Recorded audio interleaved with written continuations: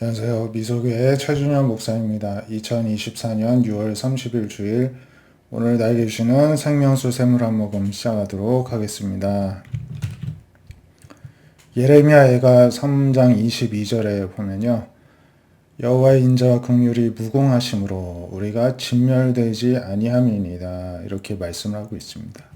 우리가 아무리 징계를 받을 때에도 하나님의 인자하심과 긍휼하심은 영원토록 존재하기 때문에 하나님께 소망을 두고 돌아오는 자는 하나님께서 결코 없애지 않으시고 영원토록 하나님 가까이에 하신다는 것을 우리가 기억하길 원합니다.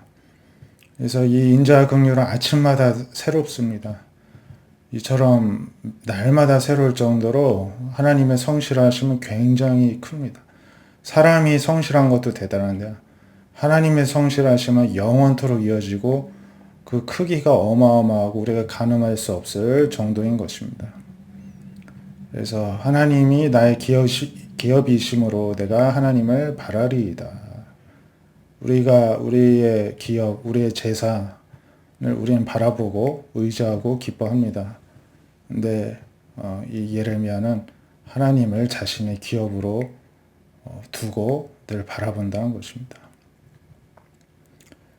그래서 기다리는 자들, 하나님의 도우심을 늘 기다리는 자들, 하나님께 또 간구하는 영혼들에게 하나님이 선하시다는 것입니다. 그래서 사람이 여호와의 구원을 바라고 잠잠히 기다리는 것이 가장 좋다, 이렇게 말씀합니다. 또 사람이 젊었을 때 멍에를 매는 것이 좋으니, 그러니까 하나님께 잡혀서 마치 멍에 줄에 매인 것처럼 매이는 것이 좋다는 것입니다. 이왕이면 젊었을 때요. 그래서 우리가 혼자 앉아서 늘 잠잠할 것은 하나님이 메우셨기 때문에 우리가 날뛰고 이걸 벗어나려고 발버둥 칠 이유가 없습니다. 축복의 멍인 것입니다. 그래서 주께서 영원토록 버리지 아니하시고, 비록 근심할 수는 있어도 그 풍부한 인자심에 따라 긍휼히 여기시고, 주님께서, 하나님께서 때로는 인생으로 고생하게 하시지만 그 본심은 그러시가 않으시다는 것을 우리가 기억할 수 있기를 원합니다.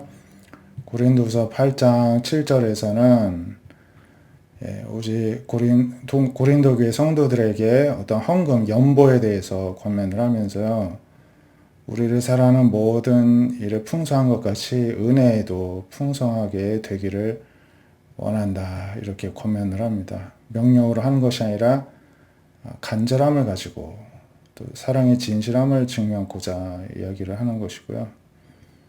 그리고 우리 주 예수님의 은혜를 우리가 아는데 부연하신 이인데, 우리 성도들을, 우리 모든 인류를 위해 가난하게 되심은 그의 가난함으로 말미암아 우리를 부유하게 하시기 위해서 일부러 자신의 것을 다 내어주시고 본인이 오히려 가난하게 되셨다는 것입니다. 그래서 이 일을 이제 알리기를 원하고, 그리고 이제는 하던 일을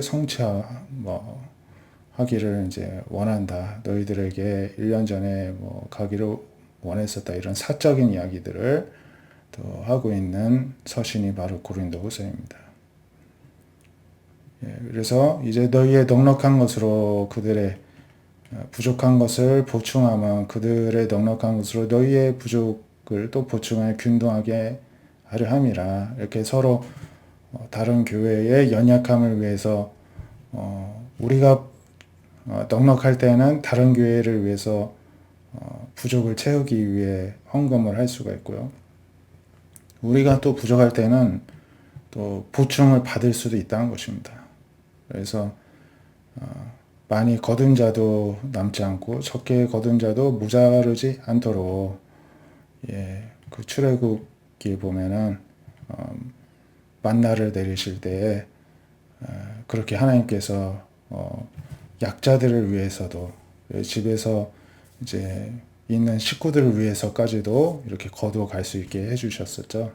그래서 이렇게 모두가 다 균등하게 하나님의 은혜를 누리는 것이 하나님의 뜻이라는 것입니다. 마가복음 5장 21절에 예수께서 배를 타시고 가시면서 회당장 중에 하나의 야이로가 와서 예수님 앞에 엎드려서 내 어린 딸을 죽게 되었으니 살려주십시오 막 합니다.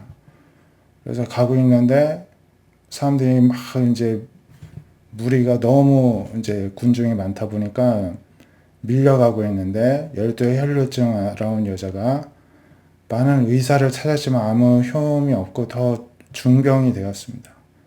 예수님의 옷이라도 손으로 만지면은 고침을 받을 것이다. 믿음으로 잡았더니 병이 몸에서 떠난 줄을 느낌으로 느끼게 되었습니다. 예수님의 능력이 나간 줄 아시고 누가 내 옷에 손을 대었느냐 하십니다. 그러니까 제자들이 에어싸 미운데 그걸 어떻게 알겠습니까? 그러니까 여자를 향해서 말씀하시죠. 두려워하며 떨며 그 앞에 막 엎드려서 이제 이실직고를 하니까 따라 내 믿음이 너를 구원하였으니 평안히 가라. 내 병에서 누워 건강할지어다 선포하십니다. 야이로의 집에 가서도 이미 죽었다고 이제 가족들이 이야기를 해주었지만은 예수님은 두려워하지 말고 믿기만 하라 하고서는 베드로, 야고보, 요한만 데리고 가셔서 사람들 애통한 사람들에게 울지 마라 아이가 자는 것이다 했더니 비웃었다고 하죠. 그래서 예수님이 손을 잡고 달리다 하시니 소녀 일어나라 하시니 일어나서 걷게 되었습니다. 다시 소생하게 된 것이죠. 12살 소녀였고요. 많은 사람이 크게 놀라게 되었습니다. 오늘 말씀처럼 하나님께로 갈 때 우리에게 살 소망이 있습니다. 그분을 의지하는 우리가 되시기를 바랍니다. 기도하겠습니다. 하나님, 오늘 우리 각자에게 주신 또 은혜대로 저희들 또 오늘을 한 주간을 주님을 더욱더 의지하기를 원합니다. 저희 마음 가운데 믿음을 더 부어주시옵시고 하나님을 붙듦으로써 하나님의 긍휼하심과 은혜와 성실하심으로 인하여서 날마다 소생케 되는 은혜가 우리 가운데 충만케 하여 주시옵소서. 예수님의 이름으로 기도드립니다. 아멘. 한 주간도 믿음으로 승리하시길 축복드립니다. 감사합니다.